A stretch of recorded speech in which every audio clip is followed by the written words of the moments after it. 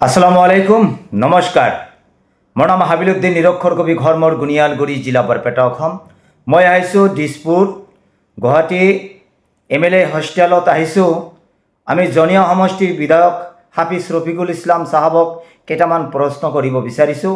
অসমৰ 126 জন বিধায়কৰ মাজত তেখেত এজন উচ্চ শিক্ষিত মানুহ আৰু উচ্চ শিক্ষিত হিচাপে তেখেতক মই নিৰক্ষৰ কবি হাবিলুদ্দিন কেইটামান প্ৰশ্ন কৰিব বিচাৰিছোঁ যে ভাৰতৰ সংবিধানৰ ভিতৰত আপুনি কেতিয়াবা পাইছিলে না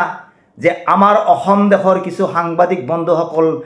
কিছুমান কথা কৈ থাকে যে অবৈধ বাংলাদেশী আৰু অবৈধ মিয়া আৰু অবৈধ মুছলমান এই শব্দবিলাক আপুনি ভাৰতৰ কোনোবা কিতাপত বা ভাৰতৰ সংবিধানৰ কিতাপৰ মাজত আপুনি পাইছিলে না সব ভাৰতৰ সংবিধানটো বাংলাদেশৰ কাৰণে নহয়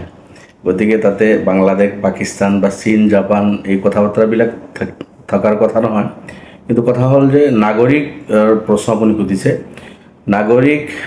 ইয়াতো ভাৰতীয় নাগৰিক হ'ব নহলে এজন ফৰেনাৰ হ'ব বিদেশী হ'ব ভাৰতীয় নাগৰিক যদি নহয় কোনোবা ব্যক্তি ভাৰতত আমেৰিকাৰ পৰা আহিব পাৰে তে পাছপোৰ্ট লৈ যদি আহে বৈধভাৱে আহিছে পাকিস্তানৰ পৰা আহে বা বাংলাদেশৰ পৰা মিয়ানমাৰৰ পৰা বা অন্য কোনো ৰাষ্ট্ৰৰ পৰা যদি ভাৰতত সোমায় ভাৰতৰ নাগৰিক নহয় অন্য ৰাষ্ট্ৰৰ নাগৰিক আৰু সেইজন ব্যক্তি যদি ভাৰতবৰ্ষত আহে ইয়াৰ বৈধ তৰিকা হ'ল তাৰ পাছপোৰ্ট থাকিব লাগিব ভিজাৰ কাৰণে এপ্লাই কৰিব লাগিব অনুমতি পাব লাগিব তাৰ কাৰণে হয়তো কোনোবা 3 মাহ এমাহ 45 ডেজ এনেকুৱা অনুমতি লৈ আহে সেইসকলক বৈধ ফৰেনাৰ বুলি কোৱা হয় বৈধ বিদেশী মানে আমাৰ ইয়াতে 1 মাহ বা 2 মাহ 3 মাহ 45 দিনৰ কাৰণে আহিছে আকৌ গুচি যাব এই সকল হল বৈধ বিদেশী আৰু এছাম আছে হয়তো কোনোবা বৰ্ডাৰেদি পলাই গুচি আহিল সেই সকল এতিয়া পাকিস্তানৰ পৰাই হওক কাশ্মীৰ বৰ্ডাৰ দি বা ভাৰতৰ পৰা বাংলাদেশৰ পৰাই হওক বেংগল বা অসমৰ বৰ্ডাৰেদি ত্ৰিপুৰা বৰ্ডাৰেদি বা মিয়ানমাৰৰ পৰাই হওক বা আৰু অন্য কোনো জায়গাৰ পৰা আহি যদি মনে মনে চুপচাপ কৰি যদি কোনোবা সোমায়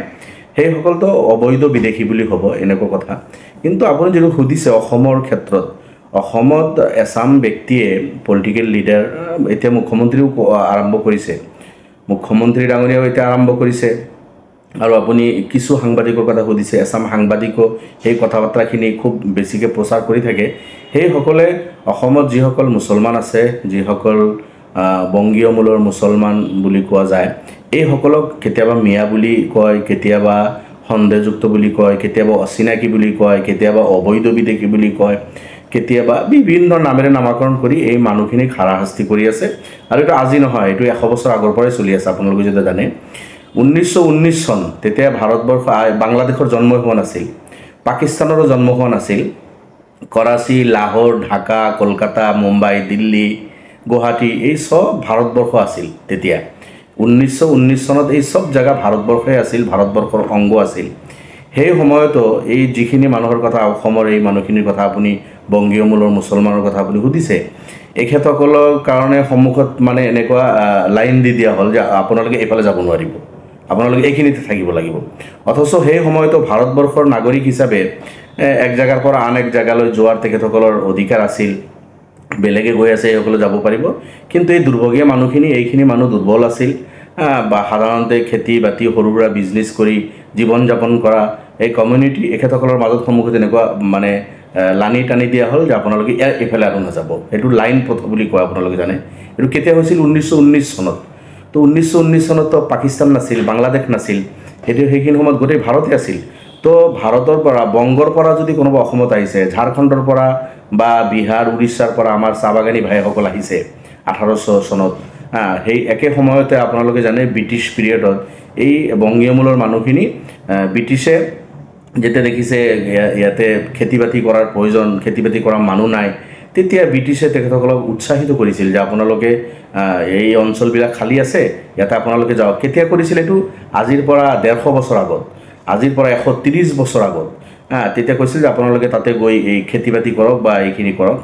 ক'ত যাব নিজৰ ৰাষ্ট্ৰতে নিজৰ দেশতে এখন জিলাৰ পৰা আন এখন জিলালৈ বা এখন ৰাজ্যৰ পৰা আন এখন ৰাজ্যলৈ এই মানুহখিনি তেতিয়া আহিছিল গতিকে এইখিনি মানুহ বিদেশী নহয় বাংলাদেশী নহয় সন্দেহযুক্ত নহয় এই মানুহখিনিৰ পূৰ্বপুৰুষ ভাৰতীয় আৰু তাৰ পিছত 1900 আপোনালোকে জানে স্বাধীনতা আন্দোলন আৰম্ভ হৈ গ'ল স্বাধীনতা আন্দোলনটো 150 বছৰ 200 বছৰ চলিছে গতিকে ব্ৰিটিছে ভাৰত কব্জা কৰাৰ পিছৰ পৰা স্বাধীনতা আন্দোলন আৰম্ভ হৈছে আৰু এই মানুহখিনি ব্ৰিটিছৰ বিৰুদ্ধে যুঁজিছে আৰু বিশেষভাৱে 1900 চনত যিটো বা 47 লৈকে এই মাজৰ সময়ত যিখিনি ব্ৰিটিছৰ বিৰুদ্ধে যুঁজ অসমত থকা এই বংগীয় মূলৰ মানুহখিনিৰ পূৰ্বপুৰুষে ব্ৰিটিছৰ বিৰুদ্ধে শক্তিশালীভাৱে যুঁজিছে সকলোৱে মিলি হিন্দু মুছলমান চবেই মিলি মই কোৱা নাই অকল মুছলমানে যুঁজিছে চবেই মিলি জুলি যুঁজি ব্ৰিটিছক ভাৰতৰ পৰা খেদিলে ব্ৰিটিছক যেতিয়া খেদিলে তেতিয়া 1947 চনত ভাৰত স্বাধীন হ'ল ভাৰত স্বাধীন হোৱাৰ পিছত আকৌ আৰম্ভ হ'ল যে ভাৰতটো দ্বিখণ্ডিত হ'ব লাগে মানে বাংলাদেশ আৰু পাকিস্তান নামেৰে নামাকৰণ কৰি ভাৰতক দুই ভাগ কৰিলে আসাম মানুহে কিন্তু সেই সময়তো যিসকল মানুহ পাকিস্তানত আছিল পাকিস্তানত থাকি গ'ল আৰু কিছু মানুহ পাকিস্তানতো গুচি গ'ল যিসকল পাকিস্তানৰ পক্ষত আছিল কিন্তু জমিয়ত উলামায়ে হিন্দ ভাৰতৰ মুছলমানৰ মৌলানা আবুল কালাম আজাদ হুছেইন আহমদ মাদানী এই সকলৰ নেতৃত্বত আপোনাৰ জমিয়ত উলামায়ে হিন্দে ক'লে যে নহয় আমি ভাৰতৰ নাগৰিক আমি ভাৰত দ্বিখণ্ডিত হোৱাটো নিবিচাৰোঁ ভাৰত দুই টুকুৰা হ'ব নালাগে আমি পাকিস্তানত নাযাওঁ আমি ইয়াৰে মানুহ ইয়াতে থাকিম এই ভাৰতক আমি পছন্দ কৰিম আৰু তেনেকৈ ভাৰতবৰ্ষত মুছলমানসকল থাকি গ'ল আৰু পাকিস্তানত নগল তেখেতসকলে যিহেতু সেই ৰাষ্ট্ৰ পাকিস্তান হোৱাটোৱে পছন্দ কৰা নাছিল তো আমাৰ পূৰ্বপুৰুষে পাকিস্তান হোৱাটো পছন্দ কৰা নাছিল আমি পাকিস্তানৰ পৰা অহা নাই যিসকলক মিয়া বুলি গালি পাৰি আছে সেইসকল বাংলাদেশৰ পৰা অহা নাই বাংলাদেশৰ জন্মৰ আগত পাকিস্তানৰ জন্মৰ আগত এই সকলৰ পূৰ্বপুৰুষ 1800 একেবাৰে সেই 1826 চনৰ পৰা আৰম্ভ কৰি 1850 চনত 1880 চনত 1900 চনত 1905 10 20 চনলৈকে এই সকল মানুহ এই সকলৰ পূৰ্বপুৰুষ নিজৰ ৰাষ্ট্ৰ নিজৰ দেশৰে এখন ৰাজ্যৰ পৰা আন এখন ৰাজ্যলৈ যেনেকৈ আজি মাৰোৱাৰীসকল আহি গুৱাহাটী ফেঞ্চি বজাৰত আছে তিনিচুকীয়াত আছে ডিব্ৰুগড়ত আছে আহিব পাৰে তেখেতসকল থাকিব পাৰে গুজৰাটৰ মানুহ অসমত আছে পাঞ্জাবৰ মানুহ অসমত আছে মাৰোৱাৰীসকল অসমত আছে বিহাৰৰ মানুহ অসমত আছে ঠিক তেনেকুৱা তেতিয়া এই 150 বছৰ আগত বেংগলৰ মানুহ অসমত আহিছে অসমৰ মানুহ বেংগল গৈছে অসমৰ মানুহ আজি যেনেকুৱা অসমৰ মানুহ কেৰালাত গৈ আছে দিল্লীত গৈ আছে মুম্বাইত গৈ আছে কাম কৰি আছে বসতি স্থাপন কৰি আছে মাটি কিনি আছে এক ৰাজ্যৰ পৰা আন এক ৰাজ্যলৈকে আজি যেনেকুৱা যাব পাৰে তেতিয়াও যোৱাৰ অধিকাৰ আছিল গতিকে এই মানুহখিনি যিসকলে আজি এই উল্টাপাল্টা কথা কৈ আছে তেখেতসকলেও জানে এইসকল বিদেশী নহয় বাংলাদেশী নহয় সন্দেহযুক্তও নহয় অচিনাকিও নহয় এই কথাখিনি জানি বুজিয়ে এই মানুহখিনিক টাৰ্গেট কৰি হাৰাশাস্তি কৰাৰ এটা পৰিকল্পিত এটা ষড়যন্ত্ৰ তেখেতসকলে আৰম্ভ কৰিছে এতিয়া প্ৰশ্ন হ'ব অসমত বিদেশী নাই নেকি সন্দেহযুক্ত মানুহ নাই নেকি নিশ্চয় আছে মই নকওঁ যে নাই আছে এইটো এনআৰচিৰ পৰা আপোনালোকে যিসকল মানুহক সিটিজেনশ্বিপ এমেণ্ডমেণ্ট এক্ট জৰিয়তে আপোনালোকে সিটিজেনশ্বিপ দি আছে সেই সকলৰ নামৰ পৰা ডি উঠাই দি আছে 1971 চনৰ পৰা 2014 চনলৈকে যিসকল বাংলাদেশ পাকিস্তানৰ পৰা অসমত আহিছে সেই সকলক নাগৰিকত্ব দিবলৈ বিজেপি এজিপি উঠি পৰি লাগিছে অমিত শাহ আৰু মোদী ডাঙৰীয়া এইটো দিল্লীত বিল পাছ কৰিলে সিটিজেনশ্বিপ এমেণ্ডমেণ্ট এক্ট পাছ কৰি 1971 ৰ পিছত অহা বাংলাদেশী সকলক তেখেতসকলক নাগৰিকত্ব দিছে সেইসকলতো বিদেশী হয় সেইসকলতো বাংলাদেশী হয় লাখে লাখে আছে কোনে অস্বীকাৰ কৰিছে যে বিদেশী নাই আমি বিদেশী নাই বুলি অসমত নকওঁ আমি সন্দেহযুক্ত নাই বুলি নকওঁ কিন্তু 1971 ৰ পিছত যিসকল আহিছে সেইসকল বিদেশী কিন্তু আকৌ এটা কথা সজৰে কৈছোঁ 1971 চনৰ পিছত এজনো মুছলমান অসমত অহা নাই অসমত যিসকল মুছলমান আছে যিসকলক টাৰ্গেট কৰি মিয়া অচিনাকি সন্দেহযুক্ত যিসকলক ডি লগাই হাৰাশাস্তি কৰা হৈছে যিসকলৰ ঘৰ বাৰী উচ্ছেদ কৰা হৈছে এইসকল 1971 চনৰ পিছত অহা মানুহ নহয় ইভেন এই সকলৰ পূৰ্বপুৰুষৰ কাগজ যদি আপুনি চায় 1800 চনৰ কাগজ পাব 1910 চনৰ পাব 1920 চন 1936 চনৰ মাটিৰ ৰেকৰ্ড পাব আৰু 1951 চনৰতো এই সকলৰ মা দেউতা প্ৰায় সবৰে কাগজ আছে 66 চনৰ সবৰ হাতত কাগজ আছে গতিকে যিসকলৰ ভাৰতীয় সেইসকলক হাৰাশাস্তি কৰি যিসকল বিদেশী সেইসকলক হেমন্ত বিশ্ব শৰ্মা ৰেড কাৰ্পেট বিছাই দিছে আচ্ছা এটা কথা আপোনাক কওঁ মই অসমত যিসকল বাঙালী হিন্দু ভাইসকল আছে আমাৰ দৰে তেখেতসকলেও বহুত 100-150 বছৰ পুৰণি লাখ লাখ বাঙালী হিন্দু ভাইসকল আছে সেইসকলক কিন্তু আমি বিদেশী বুলি নকওঁ সেইসকলৰ বিৰুদ্ধে আমাৰ কোনো কথা নাই সেইসকল আমাৰ দৰে ভাৰতীয় সেইসকল 150 বছৰ 200 বছৰ 100 বছৰৰ পৰা অসমত আছে কিন্তু 71 পিছত লাখে লাখে বাঙালী হিন্দু কিন্তু অসমত সোমাইছে যিসকলৰ কথা আমি কওঁ সেইসকল কিন্তু বেলেগ আপোনালোকে সবেই জানে এই ৰিফিউজিসকলৰ কথা সবেই জানে যিসকলৰ মানে ওকালতে শিলাদিত্য কৰি থাকে শিলাদিত্য যিসকলৰ পক্ষপাতিত্ব কৰি থাকে আৰু যিসকলক হেমন্ত বিশ্ব শৰ্মা ৰেড কাৰ্পেট বিছাই দিছে অমিত শাহ আৰু মোদীয়ে কাৰ জৰিয়তে সিটিজেনশ্বিপ দি সেইসকলক ভাৰতীয় নাগৰিক বনাই আছে আনফালে ভাৰতীয় বৈধ নাগৰিকক বিদেশী অচিনাকি কিবা কিবি কৈ হাৰাশাস্তি কৰি আছে এইখিনি মূল কথা এইখিনিতে মই এটা প্ৰশ্ন কৰিব বিচাৰিছোঁ আপোনাক যে এই ক্ষেত্ৰত এই মাইনৰিটি মুছলমান মানুহক যে হেৰাসমেণ্ট কৰি আছে মূল দায়ী কোন হ'ব কংগ্ৰেছ হ'ব না বিজেপি হ'ব চাওক আজিৰ দিনত বিজেপিয়ে এইসকল মানুহক হাৰাশাস্তি কৰি আছে, ঘৰ ভাঙি দি আছে, উচ্ছেদ কৰি আছে। আপোনাক মুখ্যমন্ত্ৰীৰ দৰে এজন দায়িত্বশীল ব্যক্তিয়ে কেতিয়াবা অচিনাকি, কেতিয়াবা আৰু কিবা কিবি কৈ মানুহখিনিক যন্ত্ৰণা দি আছে, হাৰাশাস্তি কৰি আছে, আপাৰ আছামত যাব দিয়া নাই কাম কৰিবলৈ, বিভিন্ন জ্বালা যন্ত্ৰণা দিছে। ইয়াৰ কাৰণেতো বিজেপি দুখী। কিন্তু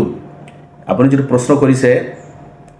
আজি স্বাধীনতাৰ পিছত বিজেপি এতিয়াহে আহিল, এই 10 বছৰ হ'ল, 9 বছৰ হ'ল। ইয়াৰ আগত 53 ইয়াৰ্ছ 53 বছৰ কংগ্ৰেছে অসমত শাসন কৰিছে, সুযোগ পাইছে। আৰু একেৰাহে তৰুণ গগৈ ডাঙৰীয়া 15 বছৰ কাৰ্যকাল সুবিধা পাইছে 2001 পৰা 16লৈকে। এই সময়খিনিত যদি এই ভাৰতীয় নাগৰিক বৈধ, যিসকলৰ পূৰ্বপুৰুষত ভাৰত স্বাধীনতাৰ তেজ আছে, যিসকলে ভাৰতৰ মানে অসমখনক শস্য শ্যামলা কৰাৰ ক্ষেত্ৰত খেতি বাতি কৰি এইসকলৰ তেজ আছে, যেনেকুৱা চাহ বাগানী ভাইসকলে অসমত তেখেতসকলে তেজ দি ধুনীয়া ধুনীয়া চাহ বাগান তেখেতসকলে বনাইছে। আজি চাহৰ কাৰণে গোটেই অসম বিখ্যাত, গোটেই ভাৰতবৰ্ষৰ ভিতৰত, ৱৰ্ল্ডৰ ভিতৰত অসম আমি বিখ্যাত। আমাৰ এই বাগানী ভাইসকল তেখেতসকলে ইমান পৰিশ্ৰম কৰিছে, যেনেকুৱা বাগানত পৰিশ্ৰম কৰি তেখেতসকলে গোটেই নাম জ্বলাইছে অসমৰ, ঠিক তেনেকুৱা আমাৰ এই বংগীয় মূলৰ মুছলমানখিনিও খেতি বাতি কৰি, জংঘল চাফ কৰি, স্বাধীনতাৰ আগৰ পৰাই 100-150 বছৰ আগতে শস্য শ্যামলা কৰাৰ ক্ষেত্ৰত এইসকলৰ অৱদান আছে। এই সব কিছু থকাৰ পিছত স্বাধীনতাৰ পিছত যেতিয়া কংগ্ৰেছৰ চৰকাৰ হ'ল, এই মানুহখিনিক মাটিৰ পাট্টা দিব লাগিছিল। গোপীনাথ বৰদলৈ ডাঙৰীয়াৰ ফাৰ্ষ্ট চৰকাৰ হৈছিল 1950 চনত, তেতিয়াও মাটি দিয়া নাই। পৰৱৰ্তীত কংগ্ৰেছে বাৰ চৰকাৰ কৰিছে, 7 বাৰ 8 বাৰ 10 বাৰ কংগ্ৰেছে চৰকাৰ কৰিছে, কিন্তু কংগ্ৰেছে কোনোদিন এই মানুহখিনিক মাটিৰ পাট্টা নিদিলে।